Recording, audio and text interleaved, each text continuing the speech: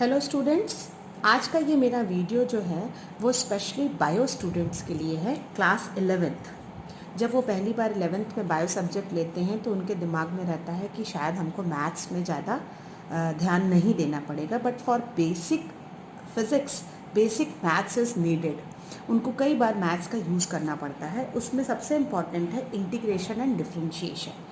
ये इनको बहुत डिटेल नहीं पढ़ना है, तो आज मैं वीडियो में सिर्फ उतना ही बताना चाह रही हूँ जितना आपको 11th में या 12th में फ़िज़िक्स में यूज़ होता है। मैथ्स वाले स्टूडेंट इसे 12th में बहुत ही डिटेल्ड स्टडी करते हैं, इसलिए इसमें मेनली मैं बायो स्टूडेंट से रिक्वेस्ट करूँगी कि इस वीडियो में जितनी चीज़ें मैं आपको बता रही हूँ सिर्फ आप उतनी ही प्रैक्टिस करिए, specially for class 11 and 12th physics, whatever we are using it. So you can see I have written an equation that y is a function of x. y जो है x का function है, यानी x में जो भी changes आएंगे, अगर मेरा x इंक्रीज होता है तो y भी इंक्रीज होगा। तो मान लीजिए डेल x एक छोटे से अमाउंट के साथ हमारा x इंक्रीज हो रहा है, तो अगर डेल x इंक्रीज हो रहा है तो y भी कितना होगा, डेल y, उतना ही चेंज y में भी आएगा। तो हम इसको एक फॉर्म में लिखेंगे जिसमें हम कहेंगे कि average rate of change of y with respect to x, यानी क्या चेंज y में आ रहा है विथ रिस्पेक्ट टू x, ये कहलाता है del y by del x. मतलब एवरेज वैल्यू ले रहे हैं हम कि del y with respect to del x में कैसे कैसे चेंजेस आता है। This ratio is called average rate. अगर मैं कहूँ कि हमारी जो वैल्यू है वो बहुत बहुत छोटी है, तो हम कहेंगे कि इसका जो डिफरेंशियल फॉर्म होता है, डिफरेंशियल फॉर्म किसका, del y by del x का, उसे हम डिनोट करते हैं d y by d x से, और इसे कहेंगे कि कोएफिशिएंट और the derivative of y with respect to x, यानी y जो है वो चेंज कर रहा है with respect two variable x। ये हम जानते हैं कि दो तरीके की चीज़ें होती हैं, एक होता है वेरिएबल जो समय के साथ बदलता जाता है, और दूसरा होता है कांस्टेंट जो वैरी नहीं करता टाइम के साथ। तो one is variable, one who is changing with the time, another one is constant who is not changing with the time.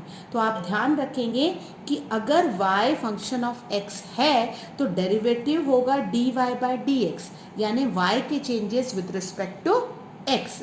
अगर मैं इसको लिख देती y is a function of time, तो क्या कहती कि dy बाय dt, यानी y में जो चेंजेस आ रहा है वो कौन से वेरिएबल के कारण आ रहा है, विथ रिस्पेक्ट टू टाइम।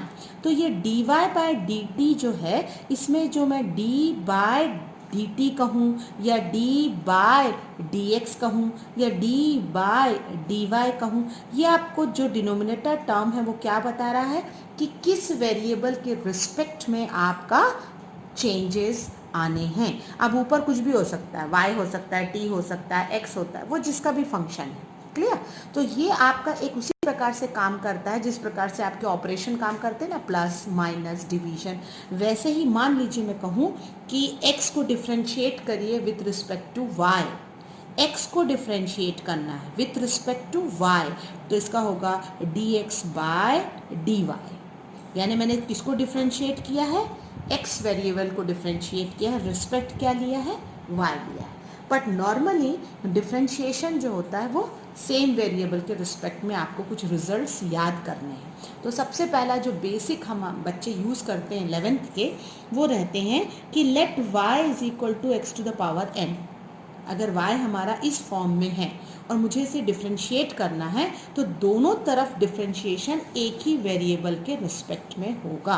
तो मैं बोलूँगी कि dy बाय dx, मैंने क्या किया, d बाय dx लिया यहाँ पे और y को डिफ्रेंशिएट किया, तो यहाँ पे भी d बाय dx होगा x to the power n। अब मैथ्स में तो इसका प्रूफ है, लेकिन हमें सिर्फ इसका फॉर्मूला याद रखना है कि it is nothing but n x to the power n minus 1। ये बायो के बच्चों के लिए इसलिए कह रही हूँ क्योंकि वो इसको सिर्फ बाय हार्ट करेंगे। क्या बाय हार्ट करेंगे कि d by d x of x to the power n is equal to n x to the power n minus 1। Maths बच्चे भी 11th में याद ही करते हैं क्योंकि तब तक उनको डिफ्रेंशिएशन इंटीग्रेशन का यूज़ मैथ्स में होता है, फिजिक्स में नहीं। तो फिजिक्स में उनको भी इतना ही प्रैक्टिस करना पड़ती है, especially 11th I am saying. तो n x to the power n minus, इसका एक एग्जाम्पल देखते हैं। जैसे y इज इक्वल टू हुआ मान लीजिए एक्स क्यूब, तो y equal to x cube का क्या मतलब हुआ कि d y by d x is equal to d by d x of x cube, है ना। अब हमारा n की जगह क्या है, यहाँ 3 है, तो हमारा 3 बाहर आ गया क्योंकि फॉर्मूले में 3x के आगे था, फिर x हुआ और पावर में है 3 माइनस 1, तो ये सिंपल है 3x स्क्वायर, इज़न्ट इट। तो आपको क्या करना है, सिर्फ फॉर्मूला अप्लाई करना है। दूसरे फॉर्म में भी हो सकता था कि let t is equal to y cube, ऐसा होता तो क्या कहते हैं हम, t equal to y cube में हम कहते d t by d y is equal to d by d y of y cube. Differentiate वही होता 3y स्क्वायर। तो आपके वेरिएबल चेंज हो सकते हैं, नीड नॉट टू वरी। सिर्फ आपको याद रखना है कि ये वेरिएबल अगर x है तो x के रिस्पेक्ट में डिफ्रेंशिएट होगा, क्लियर। तो आपको बोथ द साइड्स किससे डिफ्रेंशिएशन करना पड़ा, x से। अब मैं आपको कुछ बेसिक फॉर्मूले लिख के बता रही हूँ। इन बेसिक फॉर्मूलों को आप नोट डाउन करके बाय हार्ट करेंगे तो it will be easy for you. जैसे d by d x of log x, है ना, यानी अगर हम log x का डिफ्रेंशिएशन करेंगे तो हमको आंसर में हमेशा क्या मिलेगा, 1 by x. By heart it, आप याद कर लीजिए इसको। फिर d by d x e to the power x, तो इस डिफ्रेंशिएशन करने से क्या मिलेगा, e to the power x मिलेगा। फिर d by d x of sine x, ये टिग्नोमेट्रिक फंक्शन है, आपने पढ़ा होगा d by d x of sine x, तो इसको डिफ्रेंशिएट करने से हमें क्या मिलता है, cos x। यानी अगर d by d x of sine x कहीं पे भी देखेंगे तो आप उसको डिफ्रेंशिएट करके उसका आंसर डायरेक्ट cos x लिख देंगे।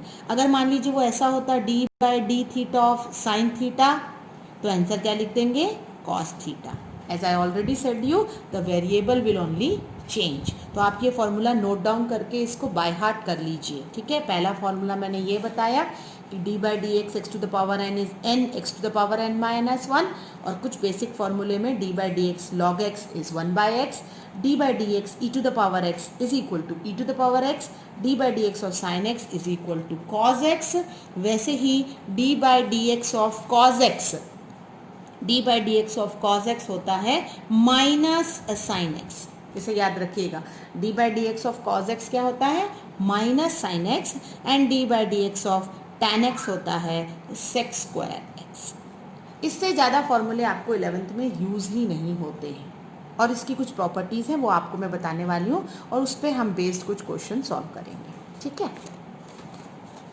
अब देखिए, सबसे पहली प्रॉपर्टी हमारी कहती है, the first property of differentiation कहती है कि किसी भी कांस्टेंट क्वांटिटी का डिफरेंशिएशन हमेशा ज़ीरो होता है। किसी भी कांस्टेंट क्वांटिटी का डिफरेंशिएशन हमेशा क्या होता है, ज़ीरो होता है। इसका क्या मतलब हुआ, जैसे मैं कहूँ d by d x of 4 करिए, तो the answer will be zero. यानी कांस्टेंट के साथ एक वेरिएबल होना ज़रूरी है, तभी आप डिफरेंशिएट करेंगे। तो दूसरी प्रॉपर्टी वही हो जाती है आपकी कि अगर आपका कांस्टेंट के साथ वेरिएबल है, यानी c के साथ x है, तो c को हम बाहर करेंगे, ओके, और डिफरेंशिएशन हमारा किसका होगा, सिर्फ वेरिएबल का होगा। This is another important thing, ठीक। अब इस केस में तो हमारा dx कट जाएगा, तो आंसर सिर्फ क्या बचेगा, c बचेगा। अब देखिए, इस दोनों पर आपको मैं एग्जांपल बताती हूँ। जैसे ये तो मैंने कह ही दिया कि d by d y by of 5, तो d by d y by of 5 is 0। लेकिन अगर यही होता कि d by d y of 5y square, तब इस केस में मैं इसको ज़ीरो नहीं करूँगी। मैं क्या है, कांस्टेंट के साथ एक वेरिएबल है, कांस्टेंट बाहर आएगा और डिफरेंशिएशन सिर्फ किसका होगा, वेरिएबल का होगा। तो अब हमारे पास ये कौन सा फॉर्म है, d by d y y square. ये सबसे पहला फॉर्मूला जो हमने देखा था n x to the power n minus 1 वाला फॉर्मूला है। तो यहाँ x की जगह y है, n की जगह 2 है, तो 2y का पावर 2 माइनस 1, ये हमारा डिफरेंशिएशन हुआ। तो 5 2 ज़ा 10 हो गया, यानी 10y इज answer. This is how you have to solve the differentiation. बहुत बेसिक क्वेश्चन ही 11th फिजिक्स में यूज़ होते हैं, ठीक है। तो पहला रूल था हमारा कि differentiation of constant is zero. दूसरा रूल था कि differentiation of constant with variable में कांस्टेंट बाहर आएगा, वेरिएबल बस डिफरेंशिएट होगा। ठीक है।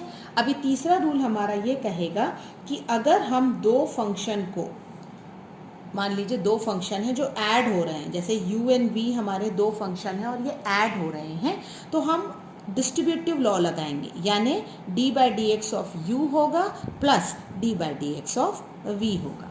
यानी u प्लस v है तो पहला फंक्शन डिफ्रेंशिएट होगा प्लस दूसरा फंक्शन डिफ्रेंशिएट होगा। जैसे इसका एग्जाम्पल में क्या कह सकती हूँ, d by d x of x square कर दूँ और साथ में 2 साइन x कर दूँ। अब देखिए इस केस में मैं एक साथ दो रूल लगा लूँगी। पहला मैंने कहा कि प्लस के कारण डिस्ट्रीब्यूट होना चाहिए, यानी क्या होना चाहिए, d by d x of x square plus साथ में क्या होगा, d by d x of 2 sine x। ये मैंने दोनों डिफ्रेंशिएशन अलग अलग करके ये रूल लगाया। अगला रूल क्या लगेगा हमारा, ये तो हमारा डायरेक्ट फॉर्मूला है, एक्स स्क्वायर का डिफ्रेंशिएशन क्या होगा, 2x होगा। कैसे, 2 सामने आ गया और पावर में 2 माइनस 1 प्लस यहाँ हमारा वेरिएबल और कांस्टेंट मिले हुए हैं, तो पहले हम कांस्टेंट को अलग करेंगे और फिर करेंगे d by d x of sine x। तो ये d by d x of sine x क्या होगा, प्लस 2 साइन x का डिफ्रेंशिएशन क्या बताया है मैंने, that is equal to cos x। तो ये आपका आंसर आ गया, करेक्ट। ये बहुत छोटे छोटे बेसिक क्वेश्चन है, मैं आपको थोड़ा फिर भी ज़्यादा बता दे रही हूँ, इससे भी कम आपको फिजिक्स में यूज़ होता है। This is called differentiation, correct. अब एक और इम्पॉर्टेंट चीज़ होती है फंक्शन ऑफ ए फंक्शन, यानी जब दो फंक्शन एक साथ हो, ये अक्सर हमें करना पड़ता है फिजिक्स में, जब डिफ्रेंशिएट करना पड़ रहा है और जब हमारे पास फंक्शन ऑफ फंक्शन, यानी दो फंक्शन एक साथ हो जाए। फंक्शन ऑफ ए फंक्शन कैसा होता है, कुछ इस तरीके से होगा, जैसे f is a function of f is equal to f of x, correct. एक छोटे से एग्जाम्पल से मैं आपको डायरेक्ट बता दे रही हूँ। Suppose y is equal to, मैं बोलती हूँ इट इज साइन 2x, ठीक है। अब साइन 2x हमें नहीं मालूम है, ये स्टैंडर्ड फॉर्म में नहीं है। ये फंक्शन ऑफ ए फंक्शन ये हो गया कि एंगल हमारा ट्वाइस हो गया है, करेक्ट। अब ये जो ट्वाइस एंगल है, इसे मैं सपोज थोड़े देर के लिए अज्यूम कर लेती हूँ कि ये x है, तो मैं सबसे पहले तो दोनों तरफ डिफ्रेंशिएट करूँगी, d y by d x करूँगी, and d by by d x is equal to d by d x of sine 2x किया मैंने, ठीक है। मुझे जो फॉर्मूला याद है वो है कि D by d x of sine x कितना होता है, कॉस एक्स होता है, ये मुझे याद है। लेकिन यहाँ पे मेरी प्रॉब्लम है कि x नहीं है, यहाँ कितना है, 2x है। तो थोड़े देर के लिए इस 2x को आप सोचिए कि अगर ये x होता तो हमारा क्या आंसर होता, cos 2x होता, इनटू जो हमने सोच रखा है मन में, है ना, उसको हमें एक बार फिर से डिफ्रेंशिएट कर देना है। बस इतना ध्यान रखिएगा, मैंने साइन 2x को इसी फॉर्मूले से डिफ्रेंशिएट किया है, लेकिन 2x जो मैंने लिखा है उसे मुझे फिर से एक बार डिफ्रेंशिएट करना पड़ेगा, ठीक। तो आंसर हो जाएगा मेरा 2 cos 2x। क्यों 2 cos 2x हो जाएगा, बिकॉज यहाँ पे 2 बाहर है, कांस्टेंट हो जाएगा और dx कैंसिल हो जाएगा, तो आंसर बचेगा 2 cos 2x। इसका एक और एग्जाम्पल हम देख सकते हैं कि suppose y is equal to sine square theta होता, okay. See this is different, sine square theta का मतलब होता है sine theta into sine theta, है ना। अब यहाँ पे मेरा साइन फंक्शन 2 बार है, जैसे प्रीवियस केस में एंगल ट्वाइस था, यहाँ पे फंक्शन ट्वाइस है। तो अब देखिए इसमें साइन स्क्वायर है, तो मैं फिर वही चीज़ एज्यूम करूँगी कि sine theta the whole square में मेरे पास प्रॉब्लम क्या है कि साइन थीटा अगर x होता तो मेरे पास तो फॉर्मूला था, क्या था formula, n(x to the power n-1), ये फॉर्मूला मैं जानती हूँ, है ना। तो अब मैं थोड़ी देर के लिए इसको क्या अज्यूम कर लेती हूँ, d y by d theta equal to, देखिए मैंने यहाँ थीटा क्यों लिया है, क्योंकि यहाँ वेरिएबल थीटा है। अगर यहाँ x होता तो मैं यहाँ x ले लेती, इस बात का ध्यान रखिएगा, डिफ्रेंशिएशन सेम वेरिएबल में होता है। अब अगर मैंने इसे थोड़ी देर के लिए x माना है, साइन थीटा को क्या माना है, x माना है, तो ये कुछ x स्क्वायर जैसा हुआ ना, तो मैं डायरेक्ट फॉर्मूला लगा सकती हूँ 2, लेकिन x नहीं लिखूंगी, क्या लिखूंगी, साइन थीटा लिखूंगी, और इसका पावर क्या हो जाएगा, 2 माइनस 1 हो जाएगा। और जो मैंने अज्यूम किया है उसे मैं एक बार फिर से डिफ्रेंशिएट करूँगी, क्योंकि ये इम्पॉर्टेंट चीज़ है फंक्शन ऑफ ए फंक्शन में कि आपने जिसे अज्यूम किया है उसे आपको दोबारा डिफ्रेंशिएट करना पड़ेगा।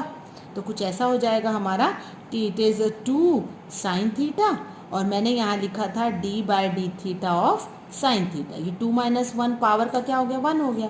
तो ये हो जाएगा 2 साइन थीटा, और d/d theta of sine theta क्या होता है, माइनस कॉस थीटा होता है, नहीं सॉरी कॉस थीटा होता है, isn't it. d/d of sine theta क्या होता है, कॉस थीटा। तो मेरा आंसर आ गया 2 साइन थीटा कॉस थीटा, यानी ये फॉर्मूला है साइन 2 थीटा का, 2 sine theta cos theta. This is how you have to use function of a function. लेकिन ज़्यादातर फिजिक्स में हम इसी फॉर्म को यूज़ करेंगे कि d/dx of sine omega T क्या होगा, है ना। ये एक एग्जांपल मैं आपको बताती हूँ, हमेशा यूज़ होता है। मान लीजिए y इज इक्वल टू क्या है, साइन ओमेगा टी। इस w को हम ओमेगा कहते हैं, ठीक है, ओमेगा टी है। तो अब ओमेगा टी मेरी प्रॉब्लम है जिसका फॉर्मूला मुझे नहीं पता है। तो dy किसके रिस्पेक्ट में डिफ्रेंशिएट करूँगी, टाइम के रिस्पेक्ट में। तो ये हो जाएगा dt is equal to d/dt of sine omega T.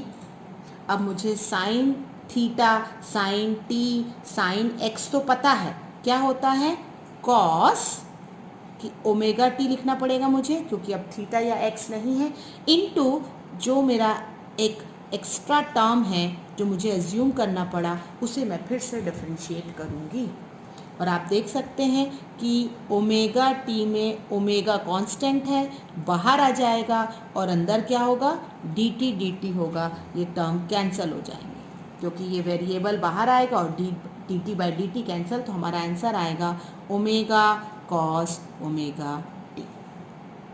I hope यहाँ तक का डिफ्रेंशिएशन आपको क्लियर है। मैं नेक्स्ट वीडियो में कुछ और डिफ्रेंशिएशन के क्वेश्चन के साथ आपको क्लैरिटी लाऊँ। Thank you.